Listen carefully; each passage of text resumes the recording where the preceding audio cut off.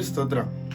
கிறிஸ்துவுக்குள் பிரியமானவர்களே, நம்முடைய கர்த்தரும் இரட்சகருமாயிருக்கிற இயேசு கிறிஸ்துவின் நாமத்தினாலே உங்கள் எல்லாருக்கும் எங்கள் அன்பின் வாழ்த்துக்களை தெரிவித்துக் கொள்கிறோம்.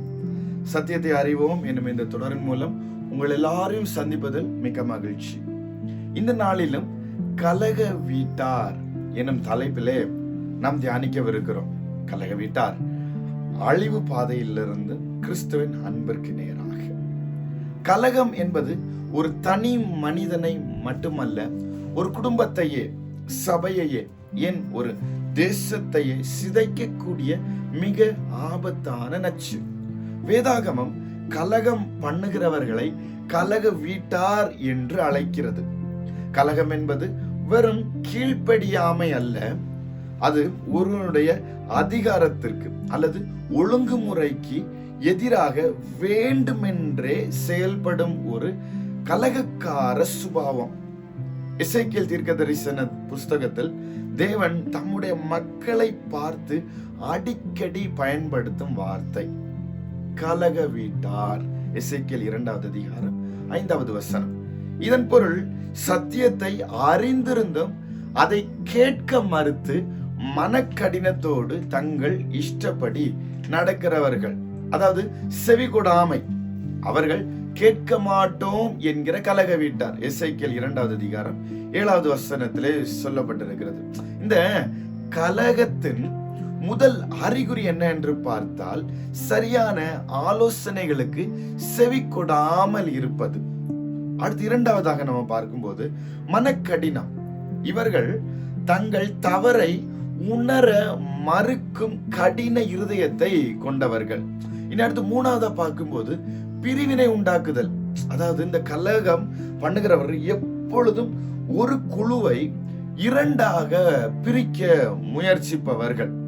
இந்த கலகத்தின் தன்மைகளை குறித்து வேதாகம உதாரணம் நமக்கு காட்டுகிறது. வேதாகமத்தில் கலகத்தின் தன்மையை விளக்க 2 முக்கிய உதாரணங்களை கூறலாம். முதலாவது கோராகின் கலகம். என்னாகமம் 16வது அதிகாரத்தில் கோராகு மற்றும் அவனோடு இருந்தவர்கள் மோசே மற்றும் ஆரோனின் அதிகாரத்திற்கு எதிராக கலகம் செய்தனர். இது ஒரு மறைமுக கலகம் என்று சொல்லலாம்.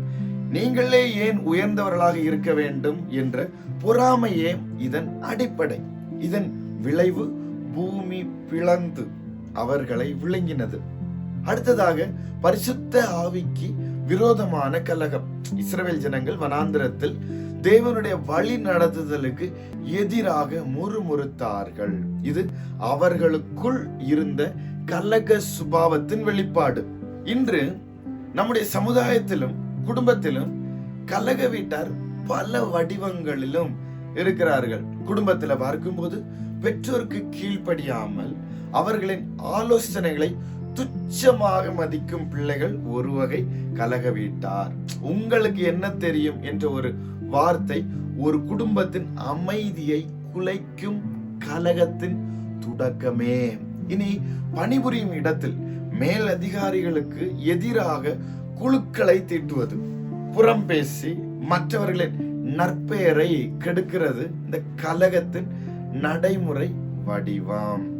இனி ஒரு குடும்பத்தில் தன் தந்தையின் சொத்துக்களை பிரித்து கொண்டு கலகம் செய்து வெளியேறினான். கெட்ட குமாரனின் உவமை. அவன் போன இடத்தில் சுகமாய் வாழவில்லை, மாறாக கலகம் அவனை தரம் தாழ்ந்த நிலைக்கு கொண்டு சென்றது. கலகம் எப்பொழுதும் சுதந்திரத்தை கொடுப்பதாக தோன்றலாம், ஆனால் அது அடிமைத்தனத்தில் தான் முடியும். இந்த கலகத்திற்கான தீர்வுதான் என்ன?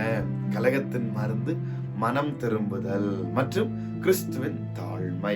கலகக்காரர்கள் நல்வழியில் திரும்ப வேதாகமம் சொல்லும் தீர்வுகளை பாருங்கள். தாழ்மையை தரித்திருக்குதல், தாழ்மையை தரித்தல். கலகத்தின் வேர் பெருமை. இயேசு கிறிஸ்து தேவனுக்கு சமமாயிருந்தும் தம்மை தாமே தாழ்த்தி சிலுவையின் மரண பரியந்தம் கீழ்ப்படிந்தவராக இருந்தார். கலகக்காரர்கள் கிறிஸ்து இயேசுவை நோக்கி பார்க்கும் பொழுது கீழ்ப்படிதலின் அழகை புரிந்து கொள்வார்கள்.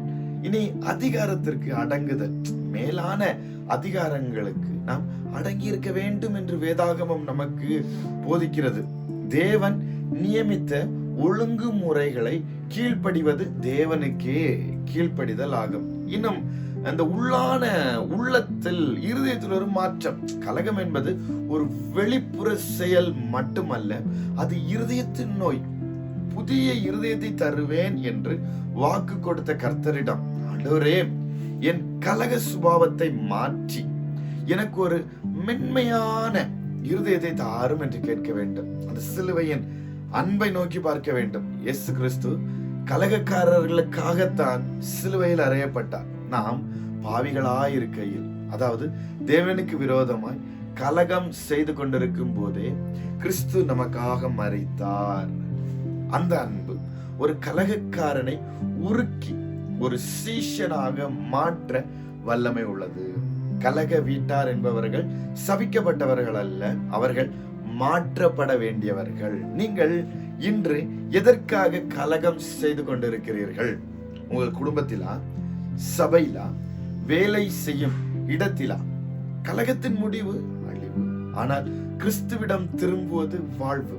சவுல் என்ற கலகக்காரனை பவுல் என்ற அப்போஸ்தலனாக மாற்றிய தேவன் உங்கள் வாழ்க்கையையும் சீரமைக்க காத்திருக்கிறார்.